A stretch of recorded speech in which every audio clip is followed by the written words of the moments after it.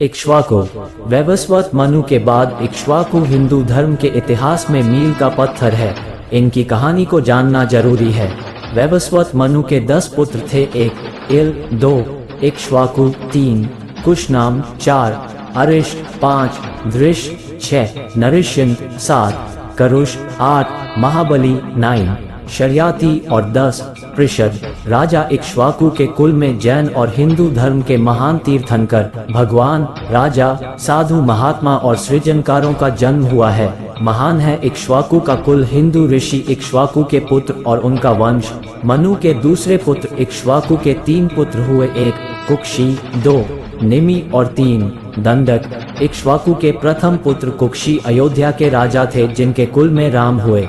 इक्ष्वाकु के दूसरे पुत्र निमि मिथिला के राजा थे, जिनके कुल में राजा जनक हुए। राजा निमि के गुरु थे ऋषि वशिष्ठ। निमि जैन धर्म के 21वें तीर्थंकर बने।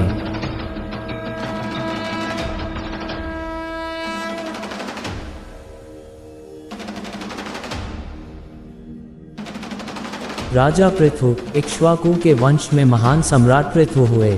वे इनके पुत्र पृथु की कहानी को बहुत कम हिंदू जानते हैं। स्वयंभू मनु के वंशज अन नामक प्रजापति का विवाह मृत्यु की मानसी पुत्री सुनीता से हुआ था। वेन उनका पुत्र हुआ। पृथु ने कई महान कार्य किए थे। उनके महान कार्यों के कारण उनको विष्णु का अंशावतार माना गया है। वाल्मीकि रामायण में इन्हें अनरण्य का पुत्र तथा त्रिशंकु का पिता कहा गया है। पृथु की पत्नी का नाम अर्ची था। पृथु के पिता महापापी थे। उनके पाप के कारण वे नरक चले गए थे। पृथु ने उनको नरक से छुड़ाया था। पृथु भगवान विष्णु के भक्त और धर्मपरायण राजा थे। उन्होंने सरस्वती नदी के तट पर 100 यज्ञ किए थे। उस काल में यह क्षेत्र ब्रह्मावर्त प्रदेश कहलाता था। 100वें यज्ञ के समय इंद्र ने उनका अश्व चुरा लिया था। इससे क्रुद्ध होकर पृथु ने धनुष पर प्रत्यंचा चढ़ा दी थी। ब्रह्मा ने उनको रोका। तब पृथु ने प्रयाग को अपना निवास स्थल बना लिया। अंतिम दिनों में पृथु अर्ची सहित तपस्या के लिए वन में चले गए। पृथु तथा अर्ची के 5 पुत्र हुए थे। विजिताश, धूम्रकेश, हर्यक्ष, द्रविण और वृक। उल्लेखनीय है कि चंद्रवंश में भी एक पृथु हुए हैं, जो वृष्णिवंश के चित्ररथ के पुत्र थे, जो विदुर का भाई था। कृष्ण ने इसे मथुरापुरी के उत्तरी द्वार की रक्षा पर नियुक्त किया था।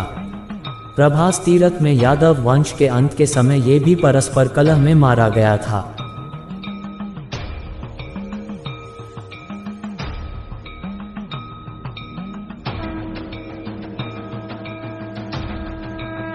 आगे की कहानी अगले एपिसोड में। आपको कहानी अच्छी लगी हो तो चैनल को सब्सक्राइब करें और लाइक और शेयर जरूर करें। जय हिंद, जय भारत, जय सनातन धर्म।